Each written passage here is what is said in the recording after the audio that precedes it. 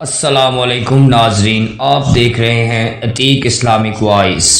بنی اسرائیل کے آباء و اجداد کا وطن شام تھا، لیکن حضرت یوسف علیہ السلام کے دور میں جب انہوں نے دیکھا کہ حضرت یوسف علیہ السلام مصر میں طاقتور ہو گئے ہیں تو بنی اسرائیل ہجرت کر کے آہستہ آہستہ مصر میں آباد ہو گئے۔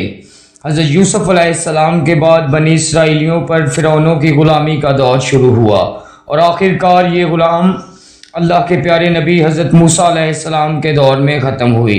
فرعون جب سمندر میں غرق ہو گیا تو حضرت موسیٰ علیہ السلام کو اللہ پاک کا حکم ہوا کہ آپ اپنے ملک شام کو قوم عمالقہ کے قبضے سے چھڑوائیں۔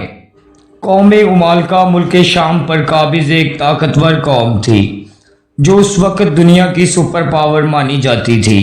فرعون کی غلامی سے نجات حاصل کرنے کے بعد بنی اسرائیل کو حکم ہوا کہ عمالقہ سے جہاد کر کے ان سے اپنا وطن آزاد کروائیں۔ بنی اسرائیل جہاد کے لیے ملک شام کی طرف روانہ ہوئے۔ جب یہ عمالقہ کی حدود کے قریب پہنچے تو ان کی قوت و طاقت کا حال سن کر ہمت ہار بیٹھے اور جہاد سے منہ موڑ کر واپس لوٹے۔ اللہ تعالیٰ نے ان کے اس جرم کی سزا یوں دی کہ وہ اپنے گھروں تک جانے کی فکر میں دن بھر سفر کرتے، رات بسر کرنے کے بعد صبح کو اپنے آپ کو وہیں پاتے جہاں سے گزشتہ صبح انہوں نے سفر کا آغاز کیا ہوتا۔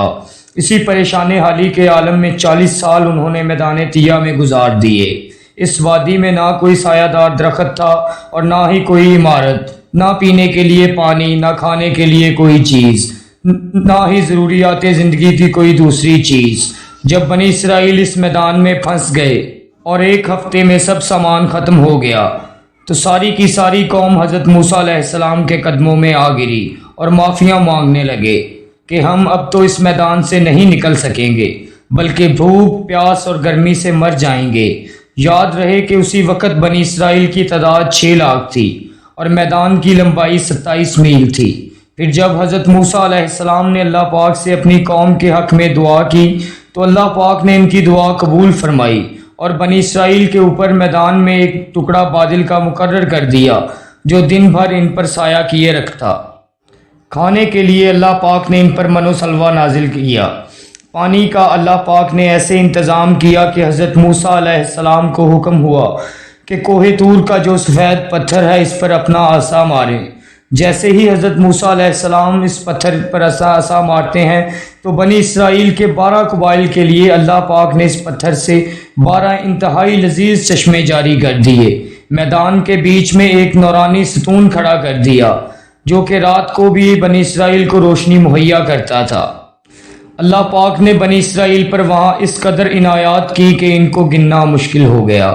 مزے کی بات تو یہ ہے کہ اس میدان میں 40 سال تک نہ لوگوں کے بال بڑھے اور نہ ہی ناخن، نہ کپڑے پھٹتے تھے اور نہ ہی میلے ہوتے تھے، یہاں تک کہ جو بچے پیدا بھی ہوتے تھے ان کے بدن پر بھی کپڑے موجود ہوتے تھے جو وقت کے ساتھ ساتھ بڑھتے جاتے تھے۔ اب بات کرتے ہیں من و سلوہ کی۔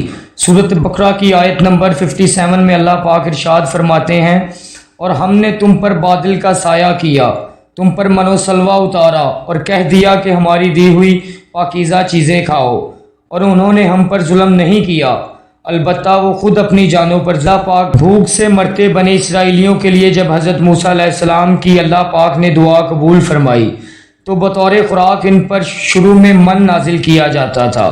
من شہد کی طرح کا تھا۔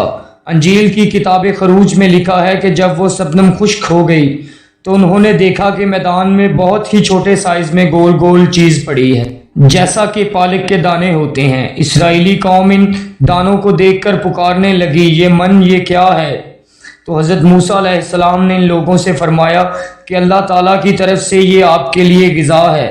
اللہ تعالیٰ نے آپ سب کو پہلے آزمائش میں ڈال کر تم سب کو بھوکا اور پیاسا رکھا، پھر من جس کو تیرے آباء و اجداد بھی نہ جانتے تھے، تاکہ اللہ تعالیٰ تم کو سکھائے کہ انسان صرف روٹی پر زندہ نہیں رہتا۔ من دراصل ایک شبنمی گون تھا جس کا ذائقہ شہد جیسا رات کو میدان کے پیڑوں پودوں پر جمع ہوتا تھا۔ بنی اسرائیل کے لوگ صبح اٹھ کر اس کو پیٹ بھر کر کھا لیا کرتے تھے۔ اللہ تعالیٰ ہر شخص کے لیے یہ گون 4 کلو نازل فرماتا۔ جو شخص صبح صبح اٹھ جاتا یہ غذا اس کو حاصل ہو جاتی، جو اس وقت سویا رہتا وہ اس خوراک سے محروم رکھا جاتا تھا۔ سلوا ایک قسم کا پرندہ تھا، اس کو بٹیر کہتے ہیں۔ جب شام کے وقت جنوب کی طرف سے ہوائیں چلتی تو بٹیرے وافر مقدار میں ان خیموں کے قریب آ کر بیٹھ جایا کرتے تھے۔ بنی اسرائیل کے لوگ بٹیروں کو پکڑ کر پکاتے اور اس کو کھا جاتے۔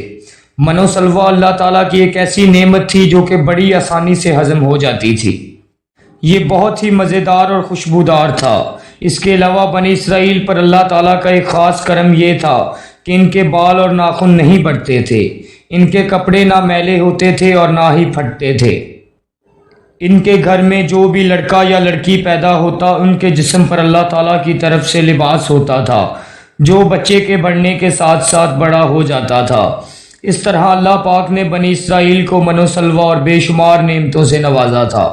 اس طرح بنی اسرائیلی قوم وادی طیہ میں خوشحال زندگی بسر کر رہی تھی۔ حضرت موسیٰ علیہ السلام کا یہ حکم تھا کہ روزانہ تم لوگ من و سلوا سے پیٹ بھر لیا کرو، اس کو اگلے دن کے لیے ہرگز جمع مت کرنا۔ لیکن اس ناشکری قوم کو یہ خطرہ محسوس ہونے لگا کہ اگر کل یہ من و سلوا نہ ملا تو ہم بھوکے مر جائیں گے۔ اس ڈر سے وہ قوم من و سلوا چھپا کر کل کے لیے رکھنے لگی۔ حضرت موسیٰ علیہ السلام نے اس قوم کو ایسا کرنے سے منع کیا، لیکن ان لوگوں نے حضرت موسیٰ علیہ السلام کی نافرمانی کی۔ یہ بات اللہ تعالیٰ کو ہرگز ناپسند گزری۔ ان لوگوں نے جو کچھ کھانے پینے کے لیے جمع کیا تھا وہ سب خراب ہو گیا۔ اس دن کے بعد اللہ تعالیٰ نے یہ نعمت اس قوم پر مکمل طور پر بند کر دی۔ حضرت محمد صلی اللہ علیہ وآلہ وسلم کا ارشاد پاک ہے کہ بنی اسرائیل قوم نہ ہوتی تو کبھی بھی کھانا خراب نہ ہوتا۔ کھانے پینے کی چیزوں کا خراب ہونا اس قوم سے ہی شروع ہوا تھا، ورنہ اس قوم سے پہلے نہ کھانا کبھی خراب ہوتا تھا اور نہ ہی گوشت سڑتا تھا۔ دنیا کی بے شمار قوم کی دینی کتابوں میں ان غذاؤں کا ذکر واضح کیا جاتا ہے۔ بدھ مت کی روایت کے مطابق جب دنیا کا چکر مکمل ہوتا ہے تو آسمان سے غذا نازل ہونے لگتی ہے۔ ہندو مذہب کی مقدس کتابوں میں بھی آسمان سے شہد برسنے کا ذکر ملتا ہے۔